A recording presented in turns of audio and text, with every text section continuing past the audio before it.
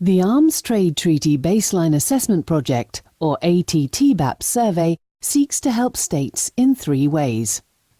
First, it provides clear guidance on the provisions of the Arms Trade Treaty, or ATT.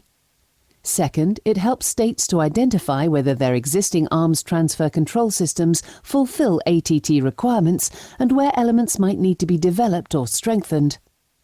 Third, it serves as a tool to assist in the preparation of a state's party's initial report on measures to implement the ATT. ATT-BAP has developed this series of 9 guidance notes to provide online training and capacity-building tutorials to enable states to fulfill implementation of the ATT. The guidance notes can facilitate the completion of a state's ATT-BAP survey and its initial report on measures undertaken to implement the ATT. The online training and guidance notes provide examples of information that can be provided and advice on compiling information, such as the potential sources of information. This training and tutorial has 3 benefits. 1. It can guide government officials as they prepare their initial report on implementation measures. 2. Help to ensure that obligations are implemented. And 3. Highlight good national practices and understandings of ATT provisions. The UK is a strong supporter of a robust, effective arms trade treaty. That's why we support the Baseline Assessment Project as an effective tool for encouraging states to make the first step towards full and transparent reporting. Costa Rica does not export conventional weapons, but limits imports and have measures to regulate transit.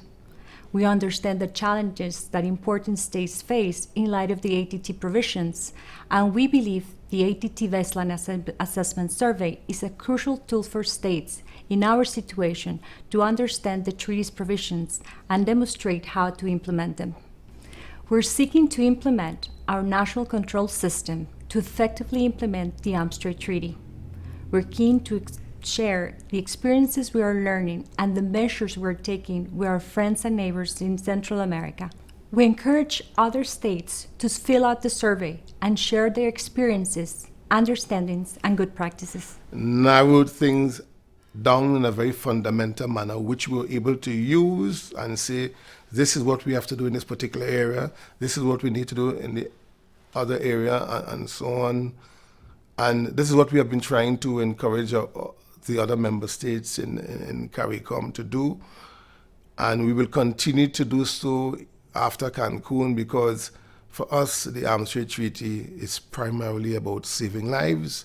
The online tutorial has 9 modules.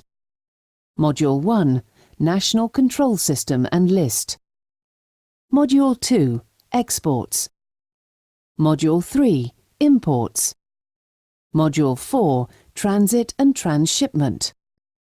Module 5, Brokering. Module 6, Prohibitions. Module 7, Risk Assessment. Module 8, Diversion. Module 9, Enforcement. The ATT is a treaty of landmark proportion. It's revolutionary in many respects. So we are continuing to examine all facets of our legislation in order to ensure that there's effective and efficient implementation of the Arms Trade Treaty provisions, bearing in mind that not all pieces of our legislation would have catered for the Arms Trade Treaty. In 2013, the UK reviewed its arms export controls to ensure they were compliant with the newly adopted Arms Trade Treaty. As a result of this review, we made 2 changes. First was to expand the UK brokering controls to ensure that they applied extraterritorially, so to UK nationals engaged in brokering activities outside of the UK.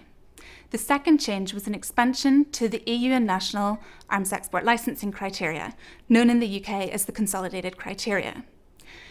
We made several changes to these to bring them up to date, but very few substantive policy changes. Among the substantive policy changes we made were to include reference to the Arms Trade Treaty itself and to include reference to gender-based violence. And we've been a strong supporter of openness and transparency in the register and in Wassenaar from the beginning, and we support it in the ATT context.